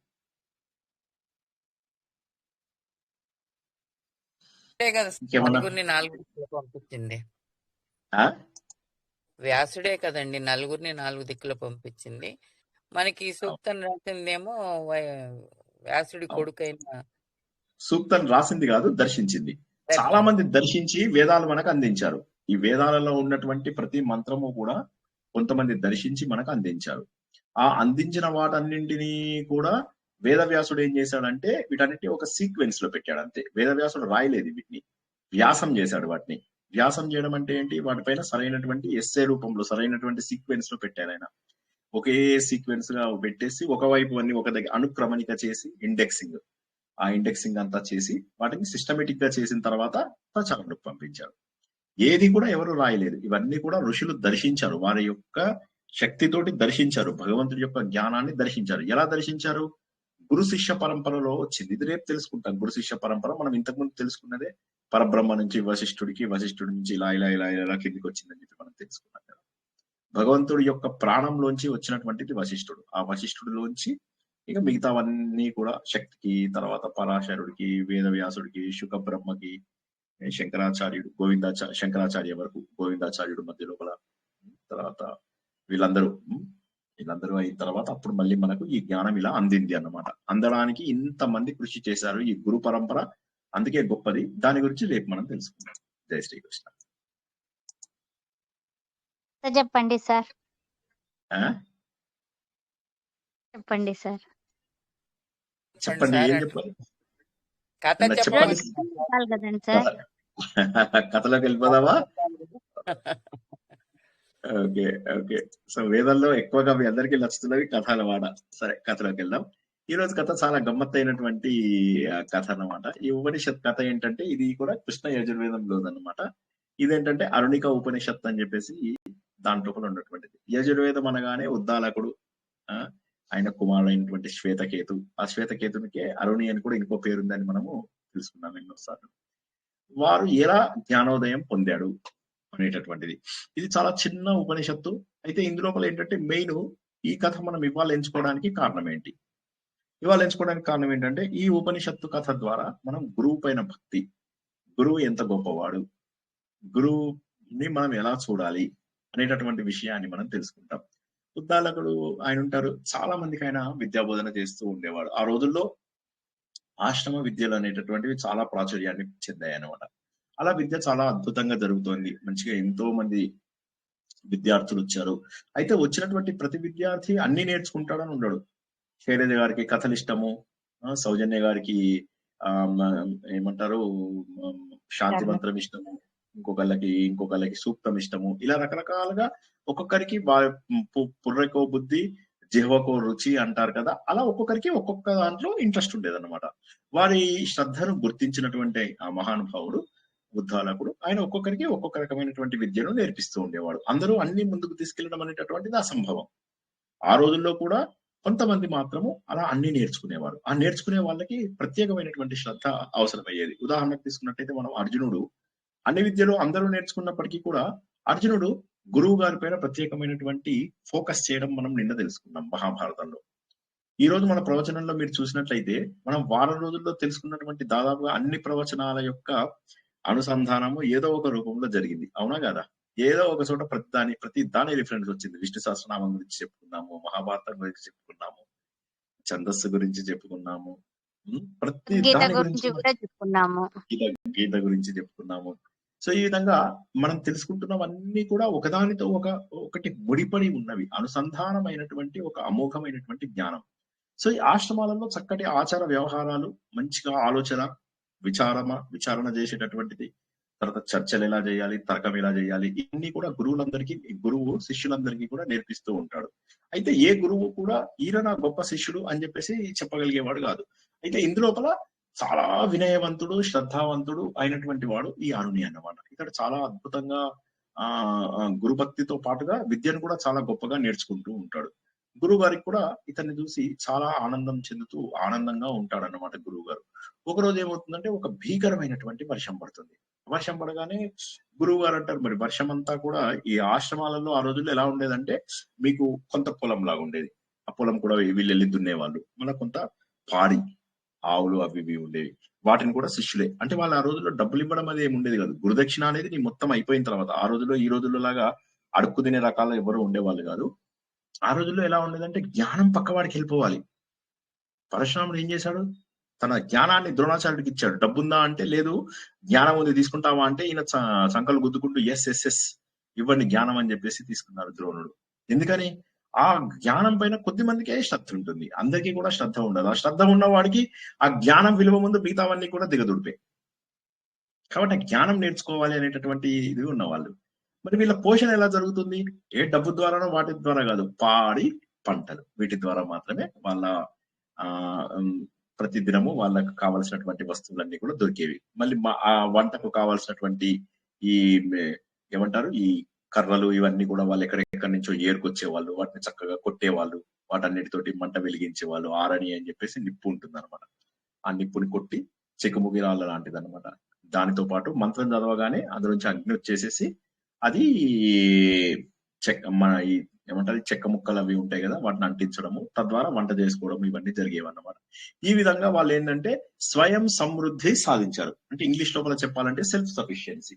అలాగా ఈయన ఇటు విద్య నేర్పిస్తూ అటు వారికి బతకవలసినటువంటి పద్ధతులు కూడా నేర్పించేవారు.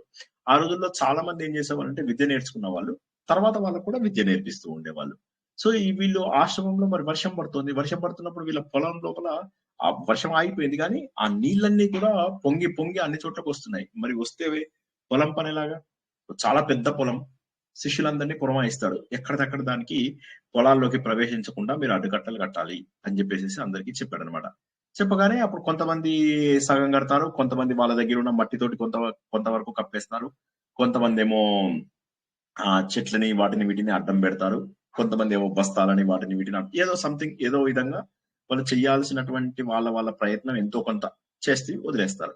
అన్ని మాత్రం అట్లా చూడడు. ఎలా ఇంకా కూడా పూర్తిగా నీటి ప్రవాహం వస్తుంది, నేనున్న వైపు ఎక్కువ కూడా వస్తుంది, ఏం చేయాలి? ముందు పాపం ప్రయత్నం చేస్తాడు. ఏంటి? కాస్త మట్టిని తీసుకొచ్చి ఇది చేస్తాడు, పక్కన ఉన్నటువంటి చెట్లు చేమలన్నింటినీ కూడా వాటికి అడ్డంగా పెడతాడు.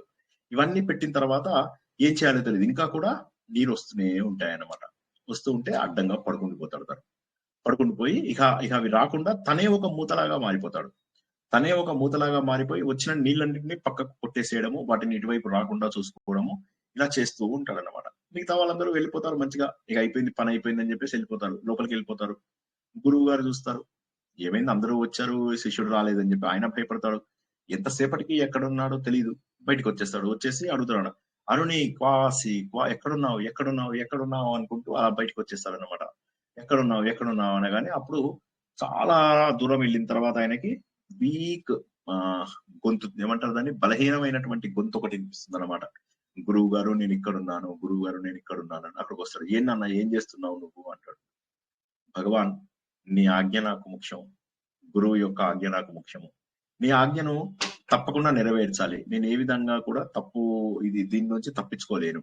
కాబట్టి ఆ తపనతోటి ఈ కాలువ లోపల నేను నా శరీరాన్ని అడ్డం పెట్టి లోపలికి నీళ్లు రాకుండా నేను కాపాడగలుగుతున్నాను అంటాడు.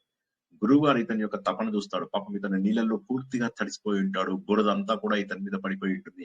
కానీ ఒక్క చుక్కని కూడా అతడు లోపలికి వెళ్లకుండా అలా ప్రయత్నం చేస్తూనే ఆ బలహీనమైనటువంటి గొంతుతోటి అతను చెప్తాడనమాట.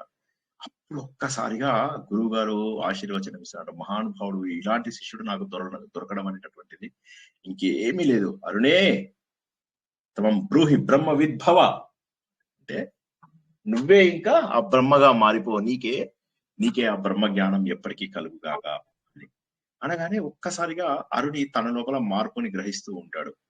ఏదో విద్య తన లోపల ప్రవేశిస్తున్నట్టుగా అనిపిస్తూ ఉంటుంది, ఏదో కొత్త శక్తి తన లోపలకు వచ్చినట్టుగా అనిపిస్తూ ఉంటుంది. గురువు యొక్క కృప ఇంతగా ఉంటుందా, ఇదేమిటి నాకు తెలియనివన్నీ ఈ రోజు తెలిసిపోతున్నట్టుగా ఉంది, నాకు బ్రహ్మ జ్ఞానం అంతా కూడా నా లోపల ప్రవేశిస్తుందా, భగవంతుడే నా లోపల ప్రవేశిస్తున్నాడా, ప్రపంచమంతా కూడా నా లోపలే ఉన్నట్టుగా ఈ తెలుస్తున్నటువంటి భావన ఏమిటి, ఇదేమిటి నా దేహమే ఒక దేవాలయంగాను నేనే ఆ పరబ్రహ్మగాను అహం బ్రహ్మాస్మి అనేటటువంటి భావన నాకెందుకు కలుగుతుంది, అహం బ్రహ్మాస్మి అహం బ్రహ్మాస్మి అహం బ్రహ్మాస్మి బ్రహ్మాస్మి అని చెప్పేసి అలా భగవంతుడి యొక్క తత్వాన్ని గురువు యొక్క కృప ద్వారా గుర్తించగలుగుతాడు. ఎంత గొప్పదైనటువంటి ఆ ఉపనిషత్ అంటే ఇది. ఈ ఉపనిషత్ లోపల శ్రద్ధ మెయిన్, ఆ కుర్రవాడి శ్రద్ధని మనం ఇక్కడ గుర్తించాలి. గురించి గురువు గారు చిన్న పని ఇచ్చాడా పెద్ద పని ఇచ్చాడా అని చెప్పి చూడకుండా, ఇప్పుడు ఇలాంటి మాటలు చెప్పి జనాలు మీతో చాలా పనులు చేయిస్తారు, అవన్నీ చేయకండి. మీరు గురువు అంటే అంత రేంజ్ లో బ్రహ్మజ్ఞానం ఇవ్వగలిగే గురువు ఆయన. మీరు చూడండి, మీరు మొత్తం నిలువు దోపిడీ చేయండి, గురువులు ఏమీ చేయరు, మీకు చిన్న రోగాన్ని తగ్గించుకోరు, వాళ్ళకే 100 రోగాలు ఉంటాయి. పొరపాటున ఇవి చదువుకొని ఆ గురువులకు మీరే ప్రాబ్లం అదే కదా, ఏది చెప్తే ఏది అర్థం చేసుకుంటారో తెలియదు. నాకు అక్కడ ఒళ్ళు మండిపోతూ ఉంటుంది. ఆయన ఏం చేశాడు, ఇటువంటి ఉపనిషత్ అన్నారు సార్. జై శ్రీకృష్ణ సార్. ఏం ఉపనిషత్ పేరు ఏం చెప్తారు సార్? ఎవరన్నా చెప్పండి ఏ ఉపనిషత్ పేరు, ఎవరైనా మొదట్లో చెప్పాను. అరుణికోపనిషత్ అండి sir. Arunikopanishad. Okay sir. So గురువు ఎలాంటి వాడై ఉండాలి, అంత శక్తివంతుడై ఉండాలి. అంటే గురువు నిజంగా మన లోపల అజ్ఞానాన్ని పోగొట్టి మన లోపల జ్ఞానాన్ని ప్రవేశింపజేసేటటువంటి వాడుగా ఉండాలి. అలా లేనప్పుడు అది గురువుకి ప్రాముఖ్యత ఏముంది? అలా లేకుండా శిష్యులుగా మీరు అవన్నీ చేయండి, నాకు తోచిన వాడికి నేను ఇస్తాను అంటారు. ఎవరికి ఇవ్వరు, వాళ్ళు డబ్బు తీసేసుకుంటారు, అన్ని రకాల పూజలు చేయించుకుంటారు. రేపు గురు పూజలు చూడండి, రేపు పాదాభివందనాలు పూజలు, రేపు పిచ్చి ఏదో అంటారు కదా, పిచ్చి తగ్గిపోయింది తలకు రోలు కట్టండి అన్న టైప్ లోపల రేపు అన్ని పిచ్చి వేషాలన్నీ చూస్తూ ఉంటారు మీరు అన్ని చోట్ల కూడా. ప్రతి ఒక్క అడ్డమైన వాడు ఒక గురువుగా రేపు పూజింపబడుతూ ఉంటాడు. దురదృష్టం అది. ఎనివే, గురువు ఇచ్చేటటువంటి చిన్న పని కూడా, అంటే ఎవరైతే మనకు ఆత్మ జ్ఞానం ఇవ్వగలుగుతాడో ఆయన చెప్పిన పనిని చేయాలి అనేటటువంటి తత్వం. ఎందుకంటే అన్నింటిలోకి కూడా గొప్పది తత్వజ్ఞానం. ఆ తత్వజ్ఞానాన్ని బోధిస్తున్నటువంటి వ్యక్తికి గౌరవించాలి. ఎందుకంటే మన ఒక జీవితం కాదు, కొన్ని కోట్ల జీవితాలలో మనకు పేరుకుపోయినటువంటి అజ్ఞానం ఏదైతే ఉందో, మట్టి ఏదైతే ఉందో, మకిలి ఏదైతే ఉందో, దానిని పోగొట్టేవాడు గురువు. మొదటిది. రెండవది ఏంటి? తపస్సు. తపస్సు ఏంటి? తపస్సు చేయడం. ఇప్పుడు ఈయన తపస్సు ఏంటి? ఏమీ లేదు, విద్యను చక్కగా నేర్చుకున్నాడు, గురువు గారి యొక్క మాటని శ్రద్ధగా వినడం, దాన్ని సరిగ్గా ఆచరించడము. గురువు అదొక కరుణ, ఆయన గురువు యొక్క కృప ఇతని పైన అందింది అని చెప్పొచ్చు. బ్రహ్మజ్ఞానం అనేటటువంటిది నువ్వేదో చదువుకుంటూ రాత్రి పగలు ప్రవచనాలు వింటూ ఉపన్యాసాలు వింటూ కాదు, ఆ శ్రద్ధ నీకు ఉండాలి, నిష్కామ సేవ నీకు కావాలి అని చెప్పి చెప్తారు ఇందులో. అంటే నీకు కోరిక ఉండకూడదు, ఎలా అయినా సరే మా గురువు గారి యొక్క పొలాన్ని కాపాడాలి అనేటటువంటి ఇదే తప్పితే నాకేం జరిగినా పర్వాలేదు అనేటటువంటి భావన, అంటే ఆ నిష్కామం. ఇది మళ్ళీ మనం ఇవన్నీ భగవద్గీతలో తెలుసుకున్నాం. కాబట్టి అరుణి అనేటటువంటిది ఏదైతే ఉందో అది మన లోపల ఉన్నటువంటి ఒక గొప్ప భక్తి స్వరూపం. ఉద్దాలకుడు ఎవరు అంటే ఆయన గురువు పరబ్రహ్మ, ఆయనలో ఉన్నటువంటి జ్ఞాన స్వరూపం. ఇలా అర్థం చేసుకున్నట్లయితే తపస్సు, గురుభక్తి, నిష్కామ సేవ ఇవన్నీ కలిపితేనే మనకు బ్రహ్మ విద్య వస్తుంది. నిన్న కూడా మనం ఏం తెలుసుకున్నాము, భజగోవిందం తెలుసుకున్నప్పుడు శాస్త్రాలను అధ్యయనం చేయడం మంచిదే, కానీ వాటిని సరైనటువంటి విశ్లేషణ కోసమై తెలిసిన వాడు ఉండాలి అనే విషయాన్ని నిన్న మనము సత్సంగత్వే నిస్సంగత్వంలో తెలుసుకున్నాం. భజగోవిందం కూడా ఆఖరికి మన ప్రవచనంలో చెప్పుకున్నాం. ప్రతిదీ ఈ వారంలో తెలుసుకున్న ప్రతి ఒక్కటి ఇవాళ ప్రవచనంలో మనం ఏదో ఒక రూపం లోపల తలుసుకున్నాం. కాబట్టి ఏంటి, ఆయన గుర్తించగలిగాడు ఏమని, తనలో ఉన్నటువంటి శాస్త్ర అధ్యయనము అనేటటువంటి గురువు కృప ద్వారా నేను సాధించగలను. అధ్యయనమే కాదు, సరైనటువంటి గురువు కూడా కావాలి. ఈ తపస్సు గాని, గురుభక్తి గాని, ఇందాక తెలుసుకున్నటువంటి కోరికలు లేనటువంటి సేవ గాని, ఇవి బ్రహ్మ విద్య వైపు మనం తీసుకెళ్తాయి. చాలా అద్భుతమైనటువంటిది ఇక్కడ ఆత్మ నివేదన చూపిస్తుంది. ఇదే మనము భగవంతుడి విషయంలో కూడా ఇదే. మనమందరము కూడా జ్ఞానం కోరుకునేటటువంటి జీవులము. కృష్ణం వందే జగద్గురు.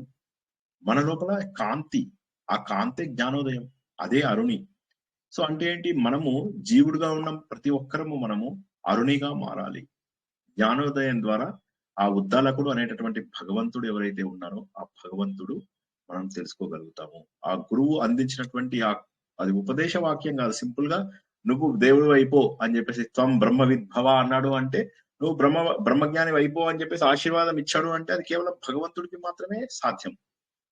సో ఆ భగవంతుడికి సాధ్యమయ్యేటటువంటి విషయాన్ని ఒక గురువు గారి ద్వారా మనకు చేసి చూపించారు. అంటే ఆచరణ జ్ఞానం అనేటటువంటిది ఇక్కడ మనం అన్నిటికంటే కూడా గొప్పది అని చెప్పి తెలుసుకోవచ్చు. ఆచరణ అనేటటువంటిది అన్ని రకాలు నేర్చుకుంటాం, ఏవో నేర్చుకుంటాము తెలిసి తెలియకుండా ఎన్నో మనం చేస్తూ ఉంటాము. కొద్దిగా తెలిసిన దానికి మనకి ఎన్నో తెలుసు అనుకుంటూ ఉంటాము. ఒక గుంపును వెనకేసుకుంటాము, ఆ గుంపు దగ్గర మనం డబ్బులు ఇలా చేస్తూ చేస్తూ చేస్తూ చేస్తూ దీన్ని చెడుదారిలో తీసుకెళ్తున్నాను తప్పితే ఉపనిషత్తుల మూలం ఏం తెలిసిందంటే నేను ఆ పరబ్రహ్మ స్వరూపాన్ని అది తెలుసుకుందామని ప్రయత్నం లేదు. ఎందుకంటే కొద్ది దూరం 2 మెట్లు ఎక్కగానే ఏమైతుందంటే పరబ్రహ్మనాన్ని తెలుసుకోవడానికి ఇష్టపడట్లేదు ఎవరు. ఆ 2 మెట్లు ఎక్కగానే అదే విజయంగా అనుకుంటున్నారు. సాధించిన దానికి సంతృప్తిని చెంది అదే విజయం అనుకుంటే పొరపాటైనవి అదన్నమాట. కాబట్టి ఇక్కడ ఏంటంటే మనం భగవద్గీతలో గాని, వేదాలలో, ఉపనిషత్తులలో అన్నిటిలో ఉన్నది ఒకటే, ఏంటంటే ఆచరణ జ్ఞానము. ఆ ఆచరణ జ్ఞానం అనేటటువంటిది రావాలి. కాబట్టి ఆత్మ జ్ఞానం అనేది పఠనంతో కాదు, పరిత్యాగంతో వస్తుంది, నిస్వార్థంతో వస్తుంది. బ్రహ్మవిత్ బ్రహ్మైవ భవతి. బ్రహ్మను తెలిసిన వాడు బ్రహ్మమే అవుతాడు. బ్రహ్మ జ్ఞానాన్ని సంపూర్ణంగా తెలుసుకున్నవాడు వాడు పరబ్రహ్మనే అవుతాడు. ఆత్మ సుఖము వీడిని ఆట కొరకు పాత్ర పోషణ చేసేది సూత్రధారి, విశ్రమించదని పాదం ఆశ్రయించి పరమ కరుణాంతరంగా శ్రీ పాండురంగ. జై శ్రీకృష్ణ. చక్కగా మీకు అడిగినటువంటి కథలు తెలుసుకున్నాము, కావలసిన విషయాలన్నీ కూడా తెలుసుకున్నాం. ఇవాళ చక్కటి శాంతి మంత్రము. జై శ్రీకృష్ణ సార్. ఇప్పుడు గురువు గారు అంత ఇది ఉన్నప్పుడు అంటే ఇది కథ రూపకంగా మనం ఒక నీతి తెలుసుకోవాలా అన్నట్టు తెలుసుకున్నామా, లేదంటే నిజంగా జరిగిండేదా అనేది అది అర్థం కాలేదు సార్.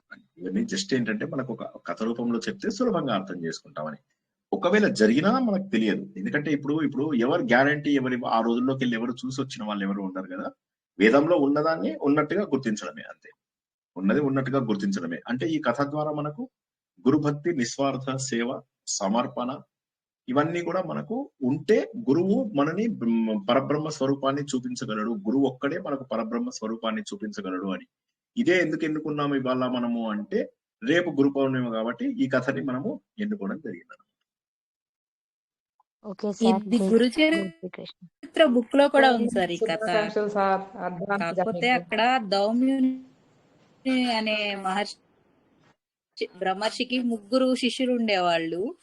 ఆ 3కి అంటే వాళ్ళలో ఉన్న గురుభక్తిని, సేవను బట్టి వాళ్ళ మనశుద్ధిని నిరూపించి అనుగ్రహించేవారు అని చెప్పి ఒక కథ ఉంది. 3 శిష్యులు ఉన్నారు అక్కడైతే.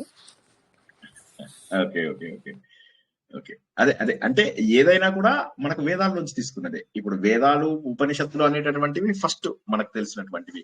మనకు ఎక్కడ ఏ పుస్తకం చదివినా ముందుగా ఆ జ్ఞానము వేదంలోంచి వచ్చి తీరవలసిందే. ఇప్పుడు మనం నేర్చుకుంటున్నది ఫస్ట్ హ్యాండ్ ఇన్ఫర్మేషనే నేర్చుకుంటున్నాం మనం. తర్వాత మనం తెలుసుకున్నటువంటి అనేక పురాణాలు కావచ్చు, మనకు రామాయణ మహాభారత కావ్యాలు కావచ్చు, తర్వాత వచ్చినటువంటి అనేక స్తోత్రాలు, మంత్రాలు, రకరకాల ఆచరణ విధానాలు, స్మృతులు, దర్శనాలు, ఇవన్నీ కూడా ఇప్పుడు మనం నేర్చుకుంటున్నటువంటి వేదాల యొక్క ఆఫ్షూట్, వేదాలలోంచి వచ్చినటువంటివే ఇవన్నీ కూడా. కాబట్టి ఇందులో నుంచినే ఆ కథ భవిష్యత్ తీసుకుంటున్నారు. లక్ష్మీరాజ్యం గారు మీరేదో చెప్పబోతున్నారు.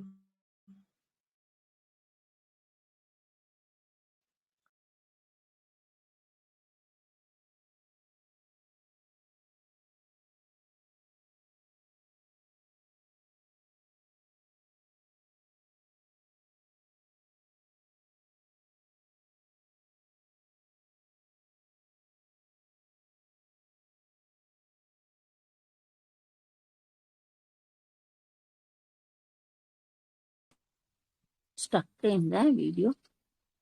లేదు సార్ ఉన్నారు. అవును స్టక్ అయింది. అవును సార్ ఉన్నారు కదా. అవునవును స్టక్ అక్కయ్య అయింది. సార్ పోయింది.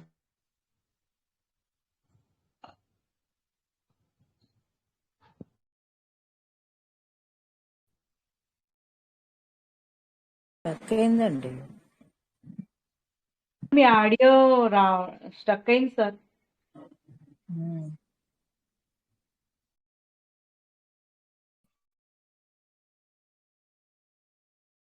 సారీ, అదేదో మళ్ళీ ప్రాబ్లం వచ్చింది, చిన్నగా కనెక్షన్ డిస్కనెక్ట్ అయింది. సో ఇంకా ఏమన్నా ప్రశ్నలు ఉన్నాయా? నేను వినిపిస్తున్నానా? కనపడుతున్నారు సార్, కనపడుతుంది. సో ఇంకేం ప్రశ్నలు లేకపోతే ఈ రోజుకి ఇక్కడ ముగించుకుందాం. ఇంకెవరికైనా ప్రశ్నలు, అభిప్రాయాలు ఉంటే తెలియజేయండి. సార్ గురు పౌర్ణమి అంటే వ్యాస మహర్షి పుట్టినరోజు కూడా కదా సార్ రేపు. అదే రేపు తెలుసుకుందాం. ఆయన జన్మదినం కూడా ఉంది. అదే రేపు తెలుసుకుందాం. రేపు 9 గంటలకు, రాత్రి 9 గంటలకు 9 నుంచి 9:30 వరకు మనకు ప్రవచనం ఉంటుంది. ఆ తర్వాత 9:30 నుంచి 10 వరకు మనకు భగవద్గీత ఉంటుంది. సో రేపు చాలా డీటెయిల్గా తెలుసుకుందాం, అన్ని విషయాలు డీటెయిల్గా తెలుసుకుందాం. ఓకేనా?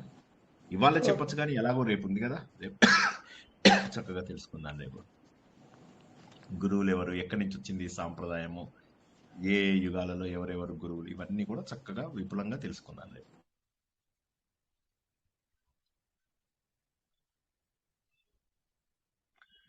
అంతేనా? సార్ ఈ రోజు కథనే ఇంత హృదయాన్ని కదిలించింది, రేపు ఎట్లుంటుందో ఇంకా అని ఆలోచిస్తే అసలు చాలా బాగా అనిపించింది సార్. ఈ కథలో శరీరం అంతా పులకరించినట్టుగా అట్లా అనిపించింది సార్.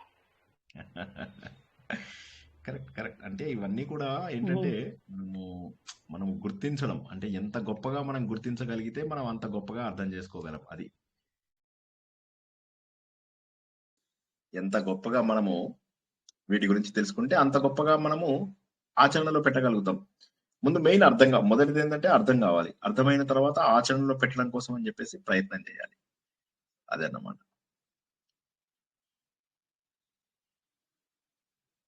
ఓకేనా? ఈ రోజుకి ఇంకా మరి ముగించుకుందామా? 1 అవర్ అయిపోయింది కదా.